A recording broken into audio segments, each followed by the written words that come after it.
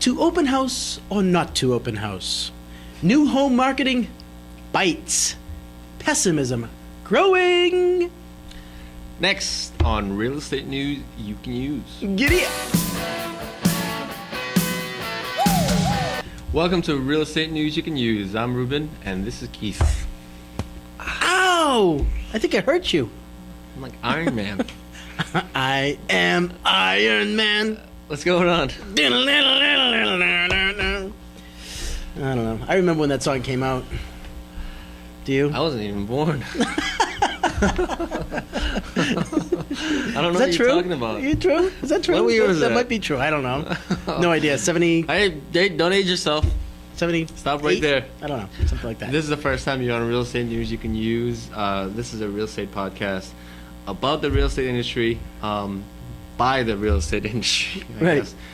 Me and Keith pick 3 articles that we like to talk about and basically share it with you. And we put it on our website at renewsyoucanuse.com for you to share and make your own comments. So definitely, we invite you. Excellent point. We did mention that the other time. Please make your comments. We made several comments earlier. We're going to be making some more we're going to try to mix it up a little bit, and I think it's important that you make comments.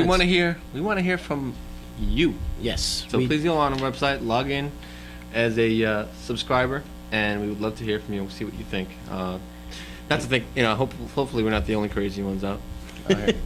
So first article is from our local Boston.com. And it says, "Hello, noisy neighbors and looky-loos." And this is written by Kristen Green, and I think she is kind of green, actually. Not green as in green, going green, but green as in raw. Well, I mean, obviously she's not a real estate agent. Right. This article is about open houses and whether they are effective or not. You're right. And we know personally that open houses are typically not effective. 2%. The National Association of Realtors says only 2% of homes are sold. I had it down at 1.5%. Sold through open houses. Yeah, and that's probably a high number because I've always seen 1.5%. So, yeah, I mean that's open houses. So if you have 100 open houses, only 2 of them are going to sell. Right. Of all the houses that sell, of 100 houses that sell, only 2 of them sell because of the open house.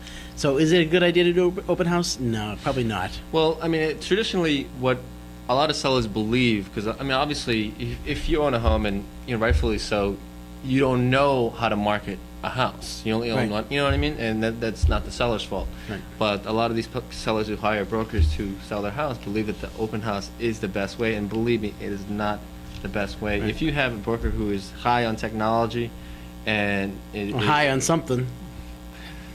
No. Believe what he says, because that is how it's going these days. Do not rely on open houses. It's all about the technology. It is all about the technology, and see for yourself. Go on RE News. You can use One thing I want to point out is that one builder has held more than 40 open houses for a property that he put on last May. So he's basically done an open house almost every single weekend. You know what I'd say about that? Obviously, people don't have anything better to do on a Sunday. That's right. That's what I say about that. That's a tough one, man. Seriously. I love this article coming up, Ruben. Okay. This seems to be our marketing episode, because marketing is huge. Our next article is from Realty Times, so I want you to introduce. All right, so here we have 2 segments of the marketplace, and segment number 1 is existing homes and turnover of existing homes. Part 2 of that is new homes that builders have. And builders, the slump in the building market and new home sales are slumping more than the existing home sales. So we're having, they had recently in Denver, Ruben, they had 50 people go out to these new home marketing. Phantom shoppers. Phantom shoppers, right. Phantom buyers. And they found some interesting things. Yes, they do a tremendous amount of advertising to get people to come to the door. But after that, they virtually do nothing. Like 14% of the people followed up. 64% did not follow up at all. 57% of the shoppers were asked to complete a registration card, and of those, only 46% received follow-up calls. So there's a huge drop-off in what do you do now that you've got these names and numbers and email addresses. What do you do? Well, they're not doing enough. It's kind of interesting. I mean, it is really interesting because, I mean, obviously you got all these people who are rightfully so complaining about the housing market being in a slump, but yet you're spending millions of dollars, especially these builders, millions of dollars to put these homes together, and not enough money selling them. Well, you know what's happening, and my wife and I had a 55+ community a year ago, and what tends to happen is that all the money goes to the advertising and to the marketing, and no money goes into making sure that the agent that's working at the end of the day, making the phone calls, nobody really finds out what they're really doing. So, because the agent only gets paid if he makes a sale, and he might be a lazy agent, or she. So it's obviously important. Yeah, the back end is very important. To get Follow up. No, it's very important that you get. I mean, I can't say this enough. I mean, the marketing. A studly agent like me. A very aggressive person to sell your home. I mean, when I say aggressive, I don't mean bad in a way. But no, hey, you have to have people who follow up. Right. When you put all that money and effort into marketing a home. And this goes for new homes as well as existing homes. If you hire an agent who's going to spend a lot of money, who they're going to say they're going to spend a lot of money on marketing a house, you got to make sure they follow up on all the people that visit your open house or whatever they do. You're absolutely right. Because it's ridiculous. It's ridiculous. These numbers are ridiculous. Ridiculous. Ridiculous. Throw away that one because that's bad. Ridiculous. So, anyhow, check out the full article for yourself and be appalled at renewsyoucouldeuse.com. That's right.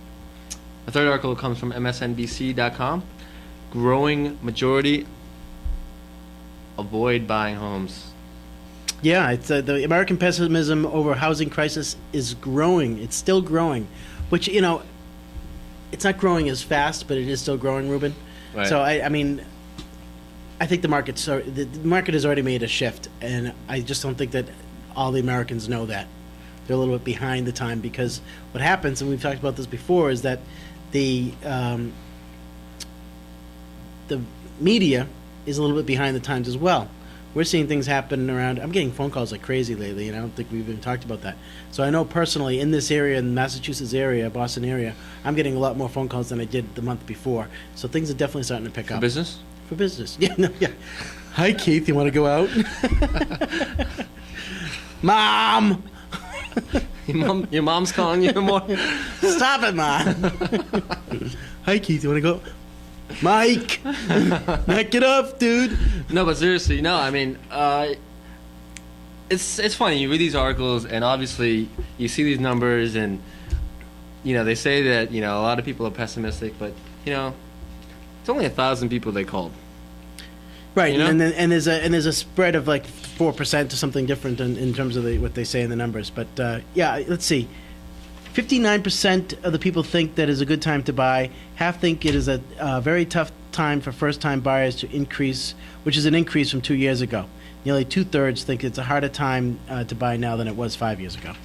And it says included were interviews with 769 homeowners for whom there's a. Okay, you already said that. Sorry to interrupt. Sorry to repeat myself. That's okay.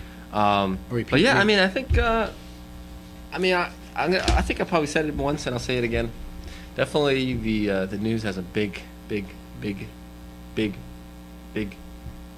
impression on what people think the health of the housing market is. It definitely does. You turn on the news and you say, "Oh, it's not a great time to buy." People are not going to buy.